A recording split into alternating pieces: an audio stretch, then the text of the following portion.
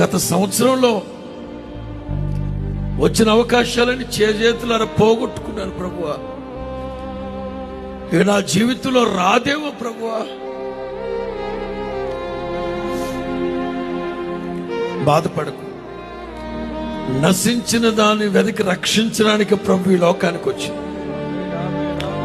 నువ్వు ఏ అవకాశాన్ని అయితే పోగొట్టుకున్నావో, ఏ అవకాశాన్ని అయితే జార విడుచుకున్నావో, నా ప్రభువు తీసుకొచ్చి నీ భుజం మీద పెట్టబోతున్నా. నేను సంతోషింపు చేయబోతున్నాడు ఆయన. మనుషులు చేస్తే ఒక్క పూటకి సరిపడానే చేస్తారు.